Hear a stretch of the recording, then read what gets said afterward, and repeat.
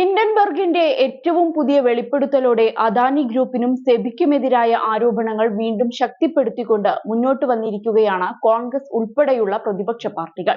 Report സംബന്ധിച്ച സെബിയുടെ പ്രസ്താവന തള്ളിയ കോൺഗ്രസ് തിങ്കളാഴ്ച അദാനി ഗ്രൂപ്പിനെതിരായ അന്വേഷണം പ്രത്യേക അന്വേഷണ സംഘത്തിനോ സിബിഐക്കോ കൈമാറണമെന്ന് സുപ്രീം കോടതിയോട് ആവശ്യപ്പെട്ടിരിക്കുകയാണ്.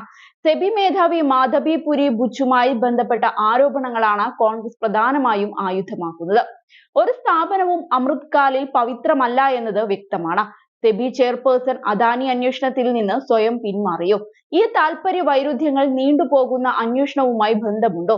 സെബിയുടെ പ്രശസ്തിക്ക് ഹാനികരമായി അദാനിക്കും പ്രധാനമന്ത്രിക്കും ഗുണം ചെയ്യുന്നതാണോ ഈ കാലതാമസം? അമ്പയർ തന്നെ വിട്ടുവീഴ്ച ചെയ്താൽ ഒരു മത്സരം തുടരാനാകുമോ എന്നു തുടങ്ങിയ ചോദ്യങ്ങളായിരുന്നു കോൺഗ്രസ് കമ്മ്യൂണിക്കേഷൻ ഇൻചാർജ് ജയറാം രമേശ് ചോദിച്ചത്. ഒത്തുതീർപ്പിനുള്ള സെബിയുടെ സാധ്യത കണക്കിലെടുത്ത് ഭരണഘടനാപരമായി അധികാരപ്പെടുത്തിയ സുപ്രീം കോടതി അന്വേഷണം സിബിഐക്കോ പ്രത്യേക അന്വേഷണ സംഘത്തിനോ കൈമാറണം. സെബിയുടെ സത്യസന്ധത വീണ്ടെടുക്കാൻ സെബി ചെയർപേഴ്സൺ രാജിവെക്കണമെന്നും ജയറാം രമേശ് ഔദ്യോഗിക പ്രസ്താവനയിലൂടെ വ്യക്തമാക്കിയിരിക്കുകയാണ്.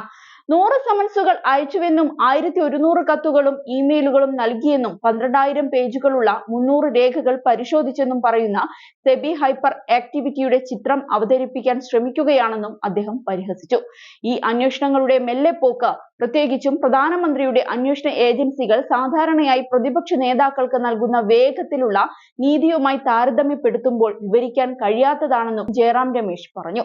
സമീപകാല വെളിപ്പെടുത്തലുകൾ അദാനിയുമായി ബന്ധപ്പെട്ട അഴിമതി അന്വേഷിക്കുന്നതിൽ സെബിയുടെ സത്യസന്ധതയെയും പെരുമാറ്റത്തെയും കുറിച്ച് അസ്വസ്ഥാജനകമായ ചോദ്യങ്ങൾ ഉയർത്തുന്നുണ്ട്.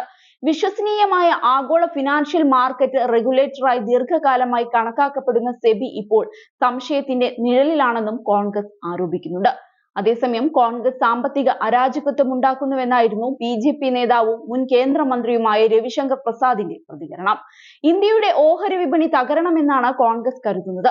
അതിനായുള്ള ഇടപെടലാണ് അവർ നടത്തുന്നത്. ഇന്ത്യക്കെതിരെ വിദ്വേഷം പ്രചരിപ്പിക്കാനും കോൺഗ്രസ് ശ്രമിക്കുന്നുണ്ടെന്നും രവിശങ്കർ പ്രസാദ് ആരോപിച്ചിരുന്നു. സാമ്പത്തിക ശക്തി എന്ന നിലയിൽ ഇന്ത്യൻ വിപണി സുരക്ഷിതവും സുസ്ഥിരവും അതുപോലെ വിശ്വാസ്യതയുമുള്ളതാണെന്ന് മുൻ കേന്ദ്രമന്ത്രി പറഞ്ഞു. കഴിഞ്ഞ ദിവസം ഹിൻഡൻബർഗ് റിപ്പോർട്ടിനെ പിന്തുണച്ചതിൽ പ്രതിപക്ഷ നേതാവ് രാഹുൽ ഗാന്ധിക്കെതിരെ നടിയും ബി.ജെ.പി. എംപിയുമായ കങ്കണ റണാവത്ത് രംഗത്ത് വന്നതും ശ്രദ്ധേയമായി. രാഹുൽ അപകടകാരിയായ വ്യക്തിയാണെന്ന് കങ്കണ ആരോപിച്ചു. രാജ്യത്തിന്റെ സുരക്ഷയെയും സമ്പദ്ഘടനയെയും അസ്ഥിരപ്പെടുത്താനാണ് രാഹുൽ ശ്രമിക്കുന്നതെന്നും അവർ തുറന്നടിച്ചിരുന്നു.